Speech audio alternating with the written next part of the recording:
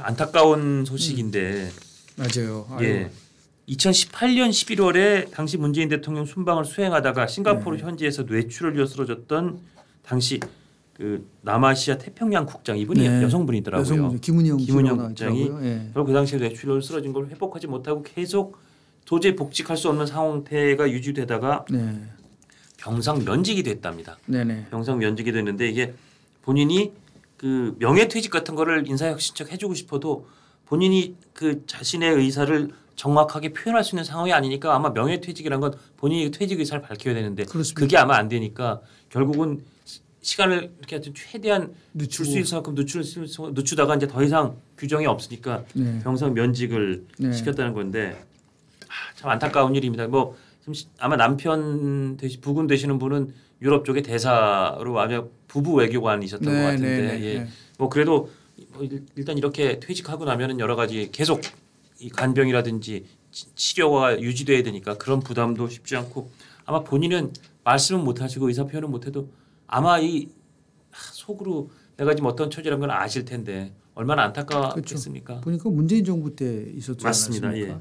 이 뭐 안타까운 사연에 대해서 이제 윤석열 대통령도 우리 김 전 국장 남편에게 예. 또 위로 예. 전과 그리고 위로금을 보낸 것으로 이제 알려져 있는데 외교 전선에 있어서 국가를 위해서 이렇게 열심히 일하시다가 뭐 정말 쓰러졌었는데 이거는 뭐 국가가 최고의 예우를 해줘야죠. 해줘야 되는데 예. 이제 그렇다고 규정을 완전히 무시하고 할 수는 없으니까. 그러니까 이번에 병상 면직으로 이제 갔다는 예. 안타까운 이제 소식인 거죠. 그런데 이제 이 부분에서 오늘 기사에 보면 그때 문 대통령이 아세안 정상회의와 에이펙 정상회의 수행차 출국했다가 5박 6일간의 순방 일정 절반쯤일 때 호텔방에서 뇌출혈로 쓰러졌다는 건데 이분이 일주일 전엔 또 김정희 여사의 그 문제 말 많고 탈 많은 인도 방문도 담당하는 등 업무 부담이나 아마 그 피로감이 컸던 것 같다. 이게 뭐 절대 인과관계를 저희가 뭐 단정적으로 말 수는 없지만 쌓였던 피로의 어쨌든 일부분은 뇌출혈까지 이끌었던 피로감의 일부분은 그 일주일 전에 김정숙 여사의 인도 방문도 분명히 어느 정도 이 영향을 미쳤을 텐데 그 인도 방문 자체가 지금도 사실은 논란이 꽤 많은 거 아닙니까? 그렇죠. 예. 그래서 뭐 조금 전에 말씀드렸지만 코잘러티 인과관계를 우리가 정확하게 파악하기는 어렵지만 지금 뇌출혈로 쓰러졌을 때 대부분이 나오는 현상은 뭐냐 엄청난 그 스트레스와 과로 이것 때문에 이제 보통 젊은 분들도 쓰러지잖아요. 그 스트레스가 얼마나 세면은 이렇게 나온 것이기 때문에 그래서 보면은 뭐 전현직 청와대 비서실장들이 전부 다 이가 다 예? 나갈 정도로 굉장히 어렵다고 얘기한 것처럼. 그래서 문재인 대통령도 당시 비서실장 때 이 발치를 많이 하고 임플란트를 해서 그래서 발음이 조금 그다음부터 그 전에 비해서 조금 불명확해졌다 그런 말도 있더라고요. 그만큼 이제 그 특정한 분야에서 종사하시는 분들이 갖는 스트레스 특히 이제 외교 쪽에 있는 부분은 더 심할 거라고 봐요. 예. 그러니까 이게 엄청난 스트레스를 받았다는 것이 거기에 이제 뭐 여러 가지 일정들이 막 겹치면은 결과론적으로 이렇게 좀 우리가 좀 슬픈 사연이잖아요. 너무 슬프죠. 나왔다는 데서 너무너무 우리 가족들에게 이제 응원과 이제 위로 메시지를 좀 전달해주고 싶다라는 말씀을 좀 드립니다. 그래서 그 김정숙 여사 얘기가 나와서 뭐 지금 사실은 이제 우리 현직 대통령 부인의 이런저런 논란도 많고 그 얘기들도 계속 뭐 거론이 되고 있습니다만 그하고 뭐 어떻게 보면 맞물리는 영향도 있었고 그 김정숙 전 문재인 대통령의 그 부인이신 김정숙 여사의 샤넬 재킷 특별 전시 이 관련해서 결국 검찰이 당시 주불 한국문화원장을 조사했다 이런 기사가 어디 한 신문에 단독 기사로 실렸더라고요. 그러니까 이 재킷 둘러싼 논란도 어쨌든 이건 간단한 문제라고 제가 방송에서 말씀을 드렸는데요. 원래 이제 시장은 2018년도 파리에 갈 때 그리고 샤넬에서 일종의 이제 대여를 받았다고 그렇죠. 그것도 참 웃겨요. 무슨 뭐 영부인 한복을 입고 가든지 예를 들어서 한국을 알리려고 한다면 그걸 무슨 뭐 샤넬을 빌려가지고 갖고 있다가 뭐라고 하냐면 3개월에 바로 반납했다 그랬어요. 그런데 2021년도 국립한국박물관에서 이 특별전에서 김 여사가 입었던 것을 전시를 했는데 그게 그러니까 눈 밝은 사람들이 보니까 딱 보니까 이거 아니고 여성분들 딱 보면 알아요. 금방 알아요. 저거 아닌데 하니까 뭐라 그러냐면 이 샤넬 측들은 되게 이제 이해가 안 가는 게 관계자도 이제 그때 부르는 뭐냐면 그건 별도로 만들어서 줬고 원본은 그 샤넬은 있다. 김정숙 여사가 샤넬에다가 공개적으로 요구를 해야죠. 그렇죠. 그거 빨리 보여주세요. 그렇죠. 왜 왜 그것 때문에 내가 이렇게 곤혹을 받아야 됩니까? 본인이 개인으로서도 곤혹이지만 전직 대통령의 부인으로서도 이건 국격에도 사실은 뭔가 훼손이 될 수 있는데 이런 의심은 빨리 거둬야죠. 자기가 써야죠. 그렇죠. 그래가지고 그럼 얼마나 간단해요. 그러면 보관 중인 거를 보여주면 되잖아요. 그렇죠. 보관 중이라고 그랬거든요. 그럼 또 근데 오래돼가지고 뭐 폐기했다? 뭐 그렇게 나오면 다 의혹이 나올 수밖에 맞습니다. 없는 거죠. 아니 그러면서 뭐 이게 직접적 연관은 없지만 김건희 여사 명품백 가지고 그렇게 특검 다 뜬 분들이 맞습니다. 왜 그러면 이런 문제에 관련돼서는 같은 잣대로 사실은 민주당에서 이 건에 대해서도 해야죠. 빨리 밝혀달라고 그쪽 촉구를 해야죠. 촉구를 해야죠. 예. 근데 여기에 대해서는 침묵하고 가만히 있고 그러고 나서 이제 뭐 얘기하면 발끈해가지고 그 당시에 청와대 비서관 출신 의원들은 앞장서서 김정숙 여사 샤넬의 옷에 대해서는 방어하고 이게 그렇다면 간단한 뭐 이게 뭐 어려운 문제예요. 샤넬 측에다가 김정숙 여사가 공개적으로 딱 요청을 하면 되는 거죠. 당사자니까. 그렇죠. 당사자니까. 그럼 되는 걸 가지고 뭐 이렇게 질질 끌고 나름대로 뭐 이 핑계 저 핑계라고 이제 공격을 받는데 방법이 있잖아요.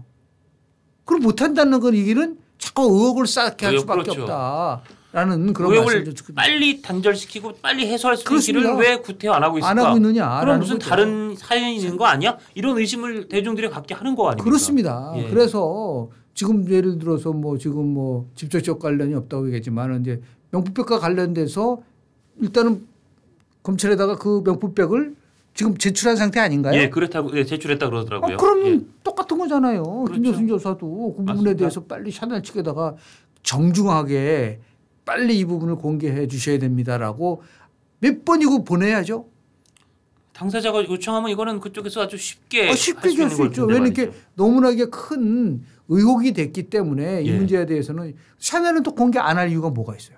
더구나 당사자가 요청을 하는데 안 할 이유가 뭐가 있나요? 그렇죠. 아니고 샤넬도 뭐 세계적인 회사인데 뭐 이런 일에 연루도 자꾸 뭔가 명예롭지 않거나 뭔가 조금 어두운 구린 구석이 있는 것 같은 이미지를 줄 이유가 전혀 없죠. 그런 의미에서 보면 뭐 저는 이거는 정말 명쾌하게 쉽게 그리고 해결될 수 있는 거를 이렇게 질질 끌는다는 것에 대해서는 조금 납득하기가 어렵다라는 말씀을 드립니다.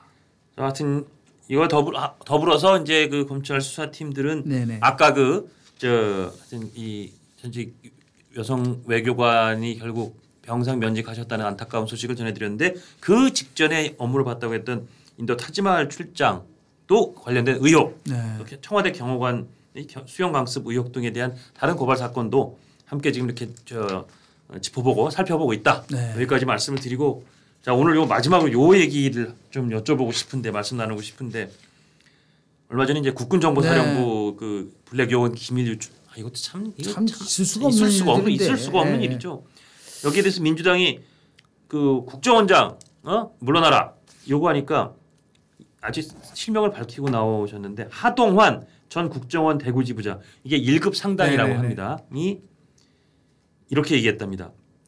수사권을 빼앗아 간첩선을 못하게 손발을 묶은 민주당이 이제 와서 국정원 책임을 묻겠다면서 생떼를 쓰는 건 어불성설이다.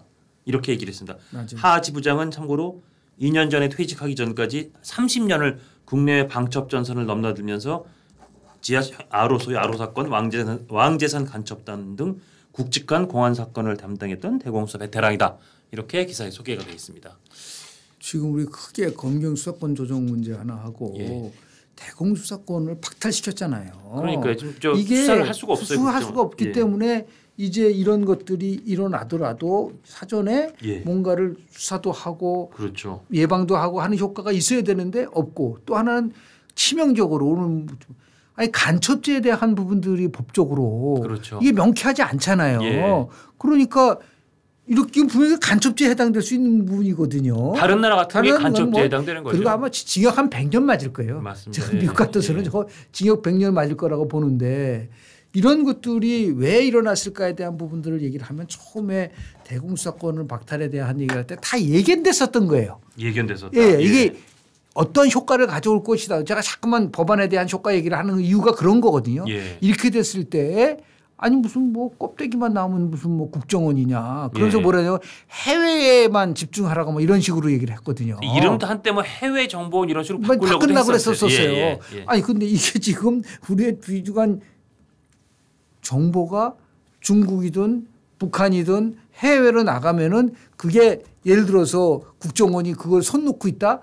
그런 국정원이 무슨 의미가 있습니까? 정말 뭐 시체말로 그 수사할 수 있는 팔다리 다 잘라놓고 그렇습니다. 왜 손을 놓고 있었냐라고 지금 와서 국정원장 물러나라 그러고 이분이 말씀하시는 게 예전 같으면 이런 기밀 유출을 전모를 밝혀냈겠지만 지금 수사권이 박탈돼서 불법을 감수하면서까지 간첩 혐의자들의 증거를 찾아야 될 의무도 없고 할 수도 없다 이런 취지 얘기를 하시는 거예요.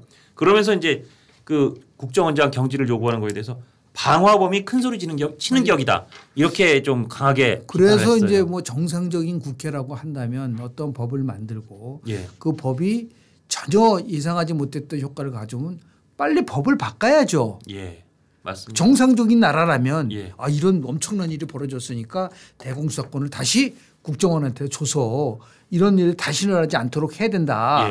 이거는 안보에는 여야 진보 보수가 따로 없는 거잖아요. 그렇죠. 대한민국의 생명과 재산과 더 나가서 대한민국의 전체를 위한 거라고 한다면 그런 거 없잖아요. 더구나 지금 아까도 말씀드렸지만 중국이 대만을 침략할지 모른다는 전 세계적으로 지금 이 안전판이 흔들리고 있는 상황에서 또 북한은 또 러시아하고 붙어서 사실상 군사동맹 비스무리한 그런 이 조약 비슷한 걸 발표하고 이게 지금 한반도를 둘러싼 이 또 더군다나 북의 핵을 짊어지고 살아야 될 수밖에 없는 우리나라 입장에서는 안보가 지금 너무너무 위태로운 상황 아닙니까? 그 하 지부장이 얘기한 것 중에서 공감하는 거는 이거예요.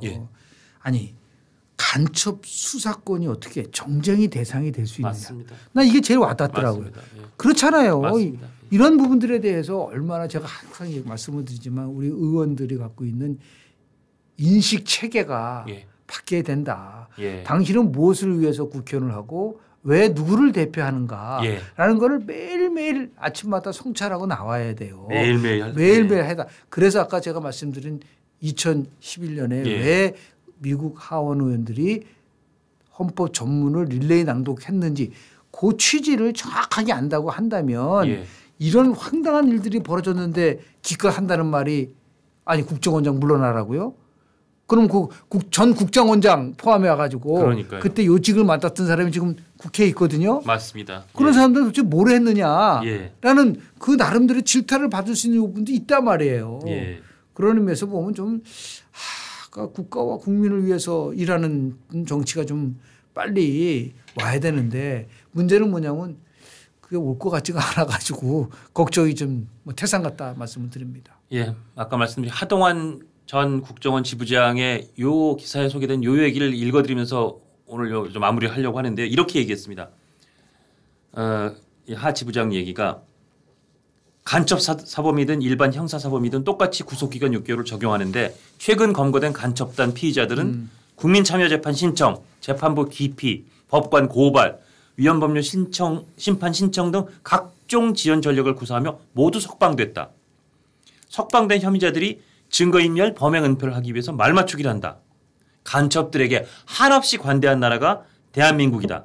미국이나 일부 유럽 국가들의 경우 국가체제를 위협하는 간첩사범에는 일체 관용이 없고 별도의 전문재판부까지 두기도 한다.